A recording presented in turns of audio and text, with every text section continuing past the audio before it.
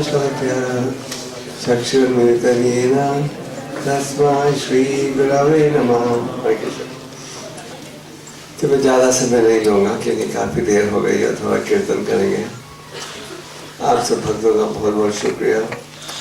जैसे मैंने दोपहर को कहा था, मेरी यही इच्छा है कि आप सब भक्ति के मार्ग में आगे बढ़िए और भक्ति के मार्ग में आगे बढ़ने के लिए श्रवणम कीर्तनम विष्णु स्मरणम की आवश्यकता है, जिसका अर्थ यह है कि हमें ध्यानपूर्वक जाप करना चाहिए, शास्त्रों का अध्ययन करना चाहिए, भक्तों की संगत का लाभ उठाना चाहिए। भागवतम के तीसरे स्कंद में भगवान कपिलदेव ने हमें भक्तों के लक्षणों का वर्णन किया है।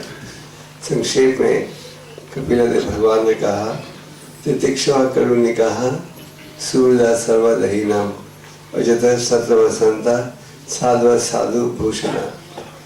तो देवहूति माता ने पूछा था कि ये बताओ कैसे मैं जन्म मृत्यु के बंधन से छुटकारा प्राप्त कर सकती हूँ। देवहूति माता को पता था कि उनका बेटा भगवान का अवतार है।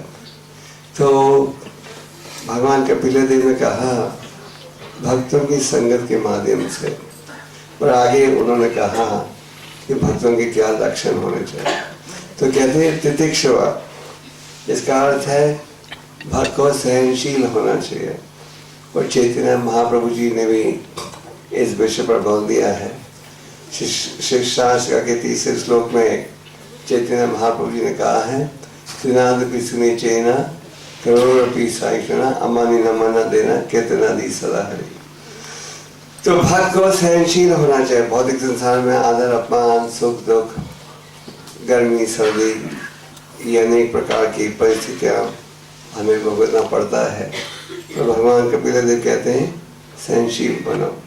फिर करुण ने कहा भक्त में दया की भावना होनी चाहिए, और इसलिए भक्त जो है प्रचार करते हैं, क्योंकि वो जानते हैं कि सबसे ऊंचा दान है ये भगवान के ज्ञान का दान। फिर सूर्य सर्वधहीनम, जो भक्त हैं वो पूरे समाज के मित्र हैं। भौतिक संसार में लोग अलग अलग दल बनाते रहते हैं, ये हमारा दल है, ये हमारे शत्रु का दल है। प्रहलाद महाराज के पिता चाहते थे कि उनके पुत्र को राजनीतिक शिक्षा दी जाए। तो प्रहलाद ने कहा संदर्भ मरकर से कि मेरी इसमें कोई रुचि नहीं, क्योंकि मेरा कोई शत्रु नहीं, सभी मेरे मित्र हैं। तो सूर्य सर्वधहीनम, जो भगवान के भक्त हैं वो सबके मित्र हैं और सबके शुभ चिंतक हैं। सूर्य सर्वधहीनम अजत शत्रु संता, किसी के प्रति ईर्ष्या द्वेष नहीं रखना चाहिए। शास्त्र में कहा गया है, खास करके चैतन्य चरितमृत में, कि जब तक ईर्ष्या और द्वेष रहेगा हृदय में, हम आध्यात्मिक मार्ग में परिवर्तन नहीं कर पाएंगे।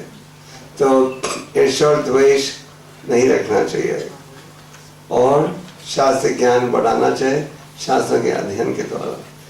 तो भगवान कपिलदेव संक्षेप में बता रहे हैं भक्तों के क्या लक्षण होने चाहिए। वैसे तो चैतन्य महाप्रभु जी ने 26 गुणों के विषय में वर्णन किया था सनातन गोस्वामी जी को शिक्षा देते हुए। तो हमें प्रयास करना चाहिए कि हम इन गुणों को अनुकूल करें। चैतन्य महाप्रभु जी ने सनातन गोस्वामी जी को शिक्षा देते हुए कहा कि जो भक्ति के लिए अनुकूल है वो हमें स्वीकार करना चाहिए, और जो प्रतिकूल है वो उसे हमें त्यागना चाहिए। और रूप गोस्वामी जी कहते हैं कि हे मेरे प्रिय मित्र, कृष्ण भक्ति के मार्ग में सफलता प्राप्त करने के लिए अगर कुछ त्यागना भी पड़े तो त्यागो। तो भक्ति के मार्ग में आगे बढ़ने के लिए हमें कई चीज़ों को त्यागना पड़ता है, खास करके जो प्रतिकूल कार्य हैं, पर हमें उन्हें त्यागने के लिए तैयार रहना चाहिए। और आप सबका सौभाग्य है कि आप प्रभुपाद जी की संस्था के साथ जुड़े हो। प्रभुपाद जी ने हमें शुद्ध संदेश दिया है और प्रभु जी की कृपा से आज भी ये प्रचार बढ़ते जा रहा है।